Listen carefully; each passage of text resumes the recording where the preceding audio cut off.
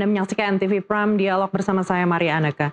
Beberapa waktu lalu, publik menyaksikan proses pengadilan dengan terdakwa beneficial owner PT Orbit Terminal Merak dan jajaran direksi PT Pertamina. Di persidangan disebutkan proyek penyewaan terminal BBM milik PT OTM diduga menjadi salah satu sumber kerugian. Menariknya saat itu Pertamina disebut-sebut belum terlalu membutuhkan terminal tambahan. Artinya, secara kebutuhan operasional, aset itu dipertanyakan urgensinya. Kuasa hukum PT OTM menyebut fakta di lapangan menunjukkan Pertamina masih terus menggunakan terminal-terminal BBM hingga kini. Di sisi lain, penyewaan kapal-kapal pengangkut migas yang dalam dakwaan disebut memberikan keuntungan kepada beneficial owner PT OTM justru secara teknis dinilai menghadirkan efisiensi distribusi. Pertanyaannya kini, di mana letak biasnya? Apakah kebutuhan operasional semata atau justru ada dugaan rekayasa untuk kepentingan tertentu? Untuk mengurai realita ekonomi dan tuntutan hukum ini kami menghadirkan pakar hukum pidana Profesor Hairul Huda dan penasihat hukum beneficial owner PT Orbit Terminal Merak Muhammad Keri Adrianto, Bapak Hamdan Zulfa. Selamat datang Prof. Huda dan Pak Hamdan, apa kabar? Selamat datang di studio NTV. Baik, mungkin pertanyaan pertama saya akan mulai dari Prof. Huda terlebih dahulu. Kalau kita melihat tuntutan dari JPU ini pidana penjara 18 tahun, denda 1 miliar, subsidi 190 hari kurungan, serta uang pengganti 13,4 triliun rupiah. Anda menilai seperti apa? Ya, di situ anehnya, gitu ya. Karena kasus ini sejauh pengamatan saya, nilai kerugian yang awal di dalam dakwaan itu cuma 2,9 triliun. Tapi kok bisa ada tuntutan uang pengganti sampai 13 triliun, itu matematikanya dari mana? Begitu. Karena secara hukum uang pengganti itu adalah pengganti kerugian keuangan negara yang dinikmati oleh terdakwa tersebut. Gitu. Kalau kerugiannya 2,9, katakanlah dinikmati semua oleh seorang terdakwa, maksimum dia hanya bisa dituntut 2,9. Tapi ini bisa melonjak ke angka 13. Tapi itu satu sisi yang menurut saya juga menjadi kontroversial, di samping juga 2,9 itu sendiri menjadi kontroversial.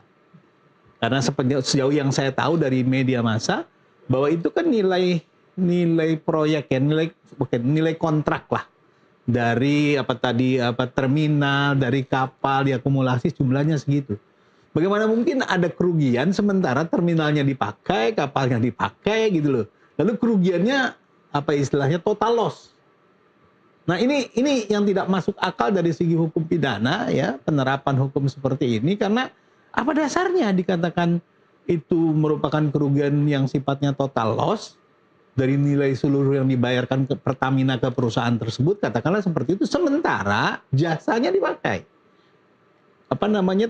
Tangkinya dipakai, terminalnya dipakai, kapalnya dipakai. Nah, apa itu tidak ada nilainya sehingga kemudian dikatakan total loss. Kalau total loss biasanya kan fiktif. Ada pengeluaran gitu ya, tapi ternyata kegiatannya tidak ada. Itulah total loss. Ini kegiatannya ada, pemakaian terminalnya ada, pemakaian kapal-kapalnya ada. Tetapi semua itu dianggap kerugian. Loh, selama ini kemudian BBM yang tersalurkan kepada masyarakat itu bersumber dari kegiatan itu. Ini yang jadi kontroversi. Kalau kita mendengar yang disampaikan oleh beberapa saksi, katanya penggunaan terminal BBM ini sebenarnya tidak terlalu diperlukan oleh Pertamina. Anda menilai seperti apa? Nah itu persoalan yang namanya business judgment rule. Itu persoalan penilaian bisnis gitu loh. Ya, kalau bisnis ya jangan dibawa ke ruang pengadilan dong. Ganti direksi Pertaminanya, selesai persoalannya. Karena itu menunjukkan dia menjalankan korporasi secara tidak efisien. Misalnya seharusnya tidak belanja, dia belanja. Itu tidak masuk ke dalam ruang lingkup hukum publik ataupun hukum pidana apalagi gitu. Jadi kalau memang betul katakanlah penyewaan kapal itu tidak diperlukan, penyewaan terminal itu tidak diperlukan, itu persoalan itu adalah persoalan bisnis. Ya, persoalan bisnis nilai secara bisnis, benarkah seperti itu? Kalaupun itu dianggap tidak diperlukan sehingga merugikan, ya kerugian bisnis. Ini yang kita bicarakan kerugian keuangan negara. Kerugian keuangan negara tentu berbeda dengan kerugian negara, berbeda dengan kerugian bisnis. Gitu. Jadi jangan disamaratakan. Kerugian bisnis hari-hari. Orang bisnis itu kadang-kadang untung, kadang-kadang rugi. Kan begitu. kerugian negara hal lain lagi, ada gempa bumi, gedung pemerintah hancur, kerugian negara itu, tapi Baik. bukan korupsi. Baik. Tentu jadi sepertinya penegak hukum dalam hal ini, baik penyidik maupun penuntut umum dalam perkara ini, tidak memahami betul tentang hakikat dari tindak pidana korupsi yang didakwakan dalam perkara ini. Baik, saya akan beralih ke Pak Hamdan. Kalau Bapak menilai proses persidangan kasus ini seperti apa? Bagi saya ini suatu persidangan yang sangat ada banyak sekali hal-hal yang secara kemanusiaan ya. Secara kemanusiaan aja nih persidangan yang harusnya tidak dibenarkan. Karena ini sidangnya dengan jumlah saksi yang begitu banyak ya. Kemudian waktu sidang itu sampai jam 2 dan jam 4 pagi ya. Itu berapa kali sampai jam 2. Dan waktu bagi para pihak ya, terutama bagi terdakwa untuk mengajukan saksi yang meringankan atau ahli ada charge, ahli yang meringankan. Itu waktunya sangat sempit kali sehingga ini menyulitkan bagi terdakwa untuk menyampaikan saksi maupun ahli yang meringankan bagi terdakwa. Di luar tadi masalah waktu yang seperti dikejar-kejar tayang gitu. Nah, saya ini baru sekali ini saya mengalami sidang yang sangat dengan waktu yang demikian dikejar waktu. Karena saya tidak tahu bagaimana hakim ya. Mudah-mudahan hakim tetap diberikan kekuatan ya. Karena hakim itu duduk dari jam 8 sampai jam 2 pagi. Hanya mendengarkan sidang. Pertanyaannya apakah semua konsentrasi, semua bisa mendapatkan informasi yang cukup atau bisa baik dalam penangkapan keterangan saksi yang dari pagi sampai pagi itu. Jadi saya kira perlu evaluasi total terhadap pelaksanaan peradilan seperti ini karena ini menyangkut nasib manusia yang sedang diadili. Baik, artinya Anda meragukan adanya fokus dan juga konsentrasi hakim di dalam proses persidangan ini? Saya kira semua, bukan saja hakim, terdakwa juga capek, para pihak juga untuk berpikir sudah sangat berat. Jadi tidak saja hakim. Jadi ini perlu jadi perhatian betul ya bagi semua pihak dalam proses peradilan, terutama tentu hakim yang nanti akan memutuskan perkara itu. Langkah apa yang secara realistis akan ditempuh dengan proses persidangan yang seperti ini? Kita akan menunggu dulu sampai terakhir putusan hakim bagaimana, apakah seluruh hal-hal detail yang ada dalam persidangan yang sampai pagi itu terekam dengan baik oleh hakim. Kalau misalnya fakta-fakta yang terungkap di persidangan yang justru pada tengah malam, bayangkan pemeriksaan saksi itu jam 1, saksi duduk tunggu dari pagi sampai jam 1 pagi, menunggu memberikan kesaksian. Apakah diresap dengan baik ya, keterangan-keterangan ahli yang sangat bagus, waktu-waktu tengah malam itu nanti kita lihat ya, pada pertimbangan hakimnya. Saya kira itulah saya katakan, saya berharap betul hakim bisa menyimak dengan baik ya, keterangan yang duduk dari pagi sampai malam itu. Nanti kita lihat dalam putusannya, saya kira itu yang paling penting. Baik, dari Anda sendiri menilai tuntutan JPU seperti apa? 18 tahun penjara dan dendanya hingga 13,4 triliun rupiah. Jadi kalau saya mengkonsep hukum itu harus selalu ada logik, ya, ada wajar, ada benar dan sah. Saya kira itu standar. Kemudian yang terakhir itu yang paling tinggi adalah adil. Jadi logik, wajar, benar atau sah, kemudian adil. Saya kira itu komponen harus dipertimbangkan. Logik itu yang paling dasar yang pertama. Bagaimana logikanya proyek yang ditangani oleh Kerry yang nilainya 2,9 triliun sewa 10 tahun, kemudian harus membayar uang pengganti 10,14 triliun. Dari mana cara hitungnya? Ini yang saya juga bingung ya. Sebagai orang yang sudah lama sekali bergelut di dunia pengacara dan seperti ini.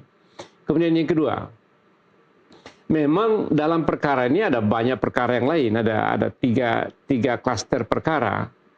Ada ekspor BBM bagian domestik, ada impor BBM ekspor minyak mentah bagian domestik, ada impor minyak mentah, ada ekspor hasil produk kilang, kemudian juga ada penjualan solar murah. Tapi yang ini sama sekali Kerry tidak masuk ke urusan ini, sama sekali. Jadi digabunglah semua ini, satu kerugian perekonomian negara yang juga tidak masuk akal cara perhitungannya, diprotes juga oleh semua yang lain. Nah, yang jadi masalahnya adalah yang sangat tidak logik, tidak wajar, dan tidak masuk akal adalah Kerry di uang pengganti 10,14 triliun. Sementara case-nya bagian kecil sekali dari rangkaian seluruh case ini. Hanya nilainya 2,9 triliun tadi. Nah, itu beruang pengganti. Kemudian yang satu, yang 2,9 triliun harus juga dibayar. Nah, itu juga tidak benar cara hitungnya. Jadi tadi seperti Prof. Hairul bilang, total loss. Karena total loss, maka kerugian uang yang dikeluarkan oleh Pertamina selama 10 tahun, 2,9 triliun, itu dianggap sebagai kerugian negara.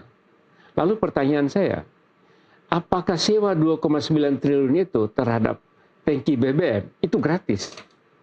Kan itu.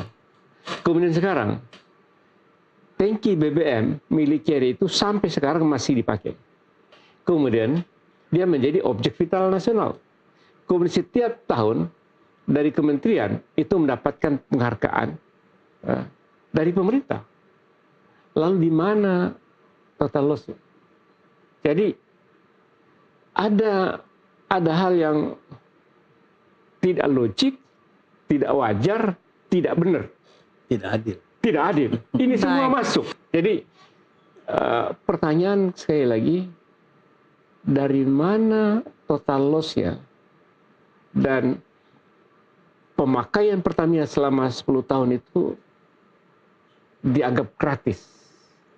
Wajib gratis, karena itu yang dibayar oleh Pertamina harus dianggap sebagai kerugian. Baik. Jadi sekali lagi, 3 kerangka tadi, logik, wajar, sah, adil itu tidak ada. Baik. Tidak ada hukum ini.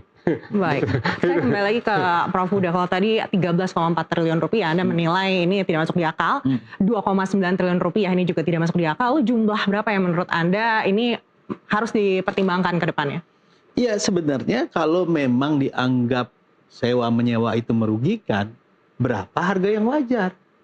Kan begitu. Ukurannya misalnya tadi selama 10 tahun 2,9. Berapa sih seharusnya yang wajar dibayar? Selisihnya itulah yang baru dianggap kerugian. Kalau secara logika umum mestinya yang dianggap kerugian seperti itu pun juga belum tentu kerugian keuangan negara ya. Tetapi katakanlah kemahalan, misalnya sewanya, katakanlah seperti itu. Atau misalnya tidak sesuai dengan seperti yang diperjanjikan, kapasitasnya harusnya begini, tapi ternyata tidak sebesar itu misalnya, sehingga Pertamina dirugikan. Dan fakta-fakta seperti itu dari apa yang saya baca tidak ada. Pokoknya seluruh nilai kontrak itulah yang dianggap kerugian. Karena katanya tidak terlalu bermanfaat. Loh, kok tidak terlalu bermanfaat kok sampai sekarang masih dipakai? Itu pertama. Yang kedua, tadi Pak Hamdan mengomentari berkenaan dengan proses pelaksanaan persidangan ini. Dan gitu ya. Yang kalau kita melihat semangat yang baru dalam KUHP kita, itu kan harus ada kesempatan yang berimbang antara penuntut dan terdakwa melalui advokatnya di dalam membuktikan perkara itu. Tentu yang membuktikan perkara ini korupsi adalah penuntut. Yang membuktikan ini bukan korupsi adalah terdakwa dan penasihat hukumnya. Nah, ini kesempatan ini terjadi secara berimbang. Dan karenanya ya ini cuma prosedural saja. Tidak substansial yang dikejar. Sekedar ada, misalnya diberi kesempatan, terdakwa mengajukan saksi atau ahli menguntungkan, apakah itu cukup atau tidak, bahkan tengah malam tadi dikatakan. Nah, jadi sekedar ada saja. Baik, kita akan bahas lebih dalam lagi usai jeda. Tetaplah bersama kami akan kembali sesaat lagi.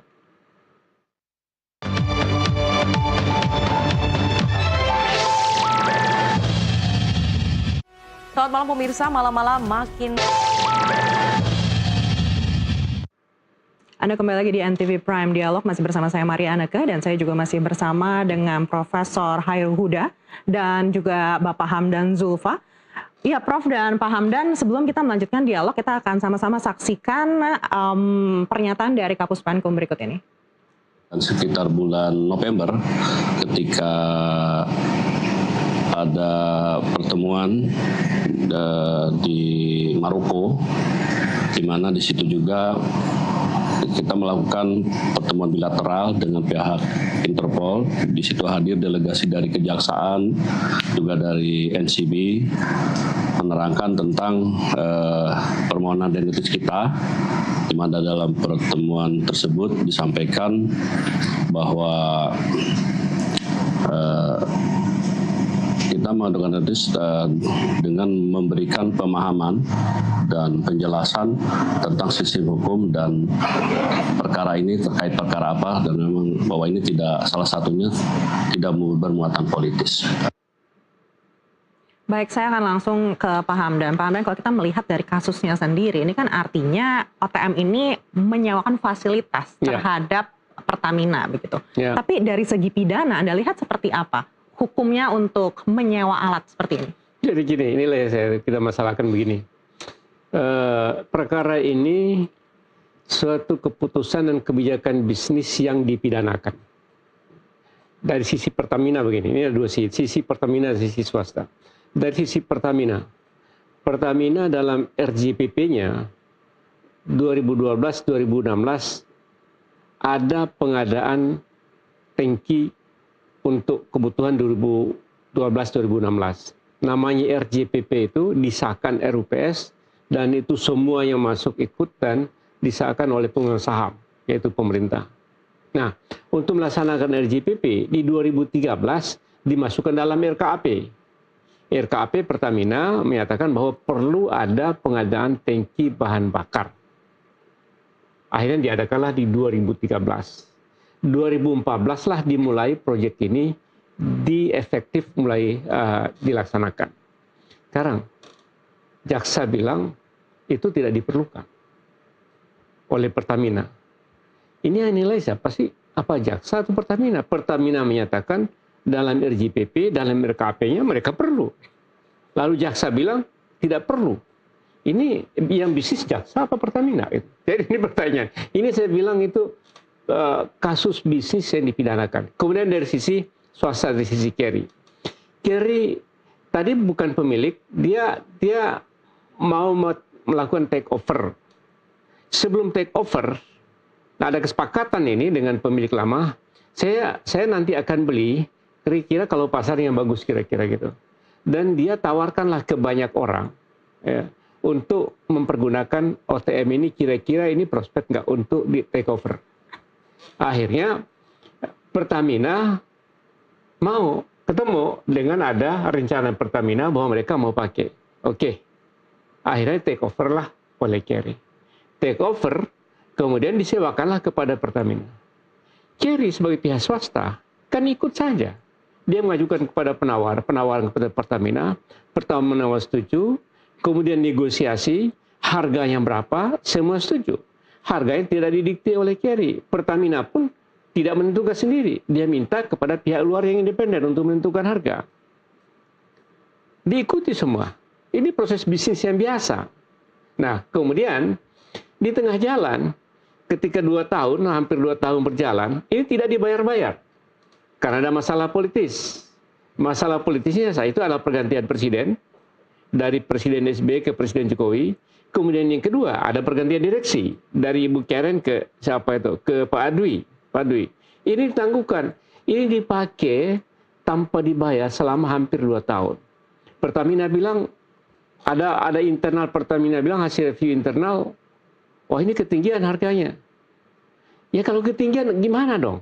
Apa kami putus saja? Kerry bilang, kami putus saja. Pertamina juga tidak mau. Akhirnya dievaluasi kembali oleh pihak Pertamina, diturunkanlah harga itu. Kerry ngikutin saja Pertamina. Ya udahlah, daripada saya udah tanggung investasi, dia ikutin harga dari Pertamina. Nah, apa yang dipersoalkan oleh Pertamina saat itu harga dan proses. Sekarang ayo, kalau proses tidak benar kita tanya. Tanyalah kepada KPK, tanyalah kepada BPK, tanyalah kepada BPKP. PT OTM sendiri nanya kepada BPK, nanya kepada KPK. BPK bilang, tidak ada masalah, itu urusan bisnis. KPK bilang, nggak ada masalah, itu urusan bisnis. BPKP bilang, seluruh proses pengadaan itu sudah benar sesuai dengan standar internal Pertamina. Lalu, ketika beberapa tahun kemudian, ini jadi masalah. Masalahnya di mana? Dugaan Anda seperti apa? Inilah yang sampai sekarang jadi question mark bagi saya. Ini ada apa dengan kasus ini? Ini kok dicari-cari. Saya bilang awalnya dengan sangat bangga Jaksa Agung mengumumkan dari Puspennya mengumumkan bahwa ada kerugian negara sampai hampir 1 kuadron rupiah. Lalu masyarakat begitu bangga dengan Kejaksaan Agung mampu mengungkap perkara besar yang kira-kira merugikan yang sangat luar biasa. Begitu bangganya. Nah, tiba-tiba lama-lama, ini urusan lain. Tidak ada urusan dengan oplos. Jadi urusan tadi saya sampaikan, menjual minyak mentah bagian dalam negeri, membeli minyak mentah dari luar negeri, kemudian menjual solar murah, kemudian mengimpor produk kilang, kemudian sewa kapal, dan sewa tangki. Mana oplos yang nggak ada urusannya? Jadi, apa yang terjadi? Ini sebuah kasus yang dari awal sampai terakhir itu berubah. Ini ada apa penegakan hukum? Baik, saya coba tanyakan ke Prof. Huda. Kalau dugaan Anda seperti apa, Prof? Ya tadi, misalnya tadi ya, Pak Hamdan cerita tentang harga yang di awal disepakati, lalu ada evaluasi. Jadi angka 2,9 triliun itu bukan dari angka yang di awal disepakati. Ya Pak Hamdan, kalau salah, kalau saya koreksi. Betul. Jadi harganya sudah diturunkan. Jadi sebenarnya ini swasta sudah rugi. Karena negosiasi yang awal tadi, yang sudah ditandakan kontrak, yang sudah dipakai selama 2 tahun itu dianggap nggak ada. Dihitung harga baru yang nilainya tadi 2,9 itu totalnya, katakanlah seperti itu. Nah, itu semua pun mau dirampok lagi. Mau diambil lagi karena dianggap kerugian keuangan negara. Jadi ini maling juga nih, mungkin berkedok yang lain gitu loh. Jadi saya heran juga sebagai pengamat ya, mengamati kasus ini, katakanlah seperti itu. Dari apa yang kita dapat di media tentang kasus ini, itu saling bertolak belakang. Awalnya tadi seperti Pak Hamdan bilang adalah soal oplos BBM. Kan begitu. Lalu kemudian ternyata yang jadi dakwaan berbeda. Mau nilainya 2,9 triliun kerugian. Tapi begitu tuntutan berbeda lagi. Jadi yang mana sebenarnya yang benar-benar terjadi? Kita juga nggak paham, katakanlah seperti itu. Itu yang pertama. Jadi kalau mau ditarik-tarik kasus ini seperti apa, ya kita juga tidak tahu. Orang yang terlibat langsung pada Pak Hamdan dan juga tidak bisa mengerti kenapa kasus ini bisa terjadi. Apalagi saya pengamat dari luar, yang kita amati adalah berkenaan dengan apa yang dikerjakan para praktisi ini gitu loh. Saya masih ingat itu ada memang pengumuman dari Kejaksaan Agung bahwa ini adalah kasus oplos BBM gitu ya. Nggak pernah diralat sampai sekarang tuh. Masih itu juga kasusnya seolah-olah, padahal di dalam dakwaan tidak ada sama sekali. Nah ini yang menunjukkan bahwa dia tidak profesional kalau menurut saya. Ada ketidakprofesional. Yang juga mungkin menarik untuk kita bahas adalah fasilitas yang sampai sekarang ini masih digunakan begitu. Di dalam kasus seperti ini normalnya seperti apa? Ini kan artinya barang bukti yang sebenarnya masih digunakan juga oleh Pertamina hingga saat ini. Ya kalau barang bukti statusnya nggak boleh digunakan. Kan seperti itu. Dan kalau memang ini kan jadi kontradiktif. Di satu sisi katanya perjanjian ini, kontrak ini, penggunaan fasilitas ini, penggunaan terminal ini tidak diperlukan, tidak terlalu diperlukan. Tapi sampai dengan ini menjadi kasus, tetap digunakan. Artinya tetap diperlukan, kan gitu loh. Itu belum tentu, itu hitung-hitungannya ada nggak tuh Pak Hamdan? Bagaimana hitung-hitungan kontraknya? Ini kan udah setahun nih, Pertamina bayar terus pemakaiannya itu. Sekarang kalau fair, masih kerugian dong Pertamina selama setahun terakhir. Karena membayar terus. Sekarang bayar terus. Logik tuh. Dari OTM sikapnya seperti apa dengan fasilitas yang masih digunakan ini? Nah, sekarang kan sudah disita, kita lagi menjadi terdakwa, kita menjalani sebaik-baiknya proses hukum. Kita hormati, itu proses hukum. Saya kira untuk sekarang ya karena sudah disita, sekarang di bawah kendali pengelolaan BPA namanya, Badan Pengelola Aset dari Kejaksaan Agung yang mengelola itu, barang sitaan, ya mereka lah yang kelola. Tapi pertanyaan saya itu tadi, kerugian negara kalau tadi 2,9 triliun ditambah setahun pembayaran oleh Pertamina, harusnya rugi juga dong. Kalau mau fair. Dan yang menyebabkan kerugian yang ngelola dong. Yang ngelola sekarang siapa? Itu yang menyebabkan kerugian. Mudah-mudahan didakwa tuh yang ngelola sekarang tuh. Pihak BPA-nya itu. Karena kerugian juga kan gitu loh. Pertamina bayar juga kan gitu. Dalam proses pengadilan sendiri Anda menilai apakah ada saksi yang sebenarnya ini bisa menjadi saksi kunci yang harusnya bicara, bisa menjelaskan terkait dengan masalah ini? Pak Hamdan yang lebih tahu, saya nggak tahu. Jadi gini, salah satu pintu masuk perkara ini oleh Kejaksaan Agung ya. Jadi menganggap bahwa ada perintah dari Muhammad Reza kepada Hanung melalui namanya Irawan Prakoso agar Pertamina menggunakan OTM. Nah, yang namanya Irawan Prakoso saya tahu ada di Indonesia karena di BAP dalam perkara lain yang sekarang masih berlanjut. Juga perkara Pertamina. Tapi tidak di BAP di sini, tidak dihadirkan juga di sidang. Pertanyaan saya, loh, konstruksi dakwaan dimulai dari pertemuan Hanung dengan Irawan Prakoso. Itulah yang memulai masalah ini. Tapi Irawan Prakoso tidak pernah dihadirkan. Pertanyaan saya ada apa? Karena itu saya katakan jaksa manipulatif. Artinya sengaja tidak menghadirkan Irawan Prakoso untuk mengaburkan kasus ini. Sehingga mereka tetap saja bercerita sampai sekarang itu cerita tentang Irawan Prakoso yang tidak pernah mereka hadirkan dalam persidangan. Harusnya, dia bilang kemarin, jaksa bilang, loh harusnya terdakwa saja yang hadirkan. Yang kewajiban menghadirkan itu adalah, kok disalahkan kepada terdakwa, dia yang harus membuktikan dong untuk menghadirkan itu. Tapi akhirnya kami mendapatkan pernyataan dia notaris dari Bang Irawan Prakoso bahwa dia tidak pernah apapun menyampaikan perintah atau apapun dari Muhammad Reza kepada Hanung dari Pertamina untuk menyewa OTM. Pernyataannya lengkap di depan notaris. Saya kira mudah-mudahan ini dipertimbangkan dengan baik oleh hakim sehingga memutus mata rantai skenario kasus ini. Baik, Prof. Huda, tadi kalau Pak Hamdan sampaikan jaksa manipulatif gitu, apakah Anda juga setuju dengan pernyataan itu? Iya, paling tidak ada bukti-bukti yang sengaja tidak ditampilkan. Ada saksi-saksi yang sengaja tidak dihadirkan. Karena tujuannya bukan untuk membuat terang perkara ini, tapi tujuannya untuk menghukum orang. Ya, hukum itu kan, hakim terutama kan tergantung fakta persidangan, kan gitu ya.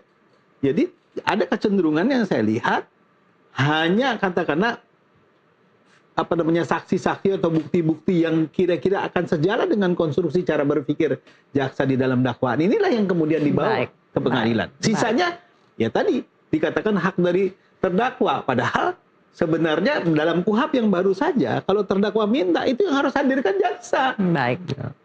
Itu jadi agak aneh gitu kalau menurut saya penanganan perkara ini. Terlebih lagi tadi Pak Hamdan cerita dipaksakan betul untuk segera selesai pemeriksaannya, padahal mungkin kasus serumit ini tidak mungkin 2 kali persidangan cukup terdakwa menghadirkan saksi ataupun ahli. Baik. Apalagi terdakwanya segitu banyak. Baik. Gitu loh. Jadi sayang waktu kita sudah habis, kita akan tunggu seperti apa hingga putusan nanti dan juga langkah hukum yang mungkin akan diambil dari PT OTM. Sekali lagi terima kasih sudah bersama kami, Profesor Hairul Huda dan juga penasihat hukum Beneficial Owner PT Orbit Terminal Merak, Muhammad Keri Ardianto, Bapak Hamdan Zulfa sudah bersama kami kali ini. Sampai berjumpa lagi di lain kesempatan. Dan demikian Prime Dialog kali ini, saya Maria Aneka.